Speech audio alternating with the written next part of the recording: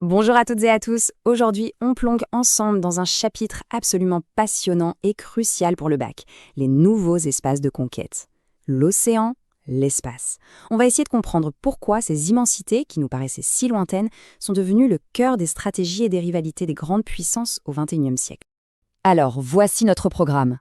On va le suivre pas à pas et vous allez voir, il est construit exactement comme une composition pour le bac. D'abord, on pose les bases, on définit les enjeux, ensuite, petit détour par l'histoire pour éclairer le présent, après, on analyse les rivalités actuelles et bien sûr, on termine avec une synthèse béton pour l'examen. Allez, on y va. Première partie donc, les nouvelles frontières de la puissance. La question est simple. Pourquoi ces espaces, à première vue vides, sont-ils si stratégiques? C'est le socle de notre réflexion. En AGSGSP, c'est le b.a.-ba. On ne peut rien construire de solide sans d'abord définir proprement les concepts qu'on va utiliser. C'est un réflexe à avoir absolument le jour J. Et voilà la question centrale, notre problématique. Pourquoi l'océan et l'espace sont-ils devenus les nouveaux champs de bataille géopolitiques? C'est vraiment la question à laquelle toute votre argumentation devra répondre. Chaque idée, chaque exemple qu'on va voir doit servir à y apporter une réponse claire et structurée. Premier concept incontournable, la puissance.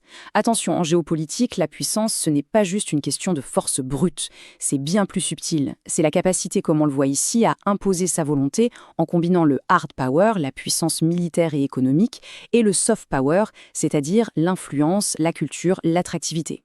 Il faut bien maîtriser cette distinction. Deuxième notion très importante, les Global Commons, les biens communs mondiaux. Ce sont ces zones qui, légalement, n'appartiennent à personne. La haute mer, l'Antarctique et bien sûr l'espace. En théorie, tout ça est géré par des traités pour la coopération. Mais en pratique, c'est justement parce que personne n'est souverain que la compétition y est féroce. C'est tout le paradoxe qu'il faut comprendre. Un espace qui devrait être un lieu de coopération devient une arène de rivalité. On passe à la deuxième partie. Maintenant que les bases sont posées, on va utiliser un outil d'analyse super puissant en géopolitique, l'analogie. On va voir en quoi la maîtrise des mers hier nous donne des clés de lecture pour comprendre la conquête spatiale aujourd'hui. C'est le genre de raisonnement qui donne vraiment de la profondeur à une copie. Et pour faire ça, on va s'appuyer sur un penseur, un stratège américain de la fin du 19e siècle, Alfred Mahan.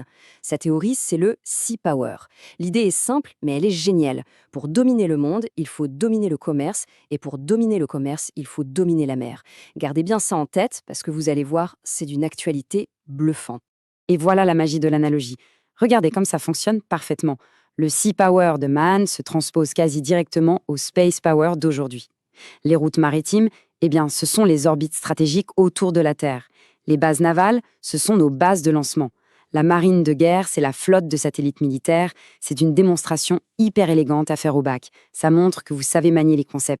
Et ce raisonnement, eh bien, il a un nom. C'est l'astropolitique. C'est un mot à connaître, à définir et à placer dans une copie. C'est tout simplement l'application des vieilles recettes de la géopolitique à un nouveau terrain de jeu, l'espace.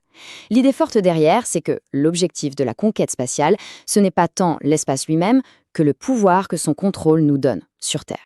Allez, troisième partie. Maintenant qu'on a nos outils, l'astropolitique, l'analogie avec le Sea Power, on va pouvoir les appliquer au monde actuel. Alors, qui sont les acteurs de cette grande compétition dans l'espace aujourd'hui? Le paysage a complètement changé. Fini le face-à-face entre Américains et Soviétiques. Le jeu s'est ouvert. On est passé à une compétition multipolaire avec des nouveaux joueurs majeurs comme la Chine ou l'Inde. Et surtout, il y a une révolution en cours, l'arrivée d'acteurs privés. Le fameux New Space, avec des entreprises comme SpaceX qui viennent tout bousculer. Ce tableau, il est super pour avoir une vision claire des stratégies des uns et des autres. On a les États-Unis, le leader historique, qui fait tout pour le rester. En face, la Chine, le challenger numéro 1, qui affiche clairement son ambition de les dépasser. La Russie, elle, est un peu en déclin, mais conserve un savoir-faire et des capacités de nuisance, ce qu'on appelle le contre-spatial, c'est-à-dire la capacité à détruire les satellites des autres. Et enfin, l'Inde, la nouvelle puissance qui monte, qui utilise l'espace pour affirmer son statut sur la scène mondiale. Et attention, ça, c'est un point vraiment crucial. La puissance spatiale, elle a 3 dimensions. D'abord, le soft power. Quand on plante un drapeau sur la Lune ou qu'on offre un service comme le GPS au monde entier, c'est une question d'image, de prestige. Ensuite, il y a l'aspect stratégique non militaire, la surveillance du climat, l'influence économique. Et enfin, bien sûr, l'aspect militaire qui est devenu absolument vital. Aujourd'hui, une armée moderne est aveugle et sourde sans ses satellites. Ok, on arrive à la dernière ligne droite, quatrième partie, le bilan pour le bac. On a vu plein de choses, maintenant le but du jeu c'est de voir comment on organise tout ça de manière efficace pour une composition. Voilà un exemple de ce à quoi pourrait ressembler une réponse à notre problématique initiale. C'est ce que doit faire une bonne conclusion, répondre directement et synthétiquement à la question de l'intro. Vous voyez, on réutilise l'idée du C-Power de Mahan pour montrer que le contrôle de ces espaces est devenu un multiplicateur de puissance, un levier indispensable pour être puissant sur Terre aujourd'hui. Pour résumer la méthode, retenez bien ces 3 clés. C'est vraiment la recette d'une copie réussie. Primo, une problématique bien posée. 2, un plan bien structuré avec des arguments qui s'enchaînent logiquement.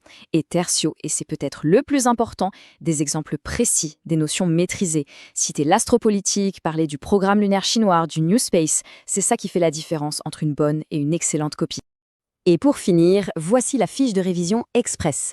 N'hésitez pas à faire une capture d'écran, vous avez tout dessus. Les notions à maîtriser, les dates et acteurs clés à connaître, et surtout, la colonne de droite est très importante, les erreurs fréquentes à éviter.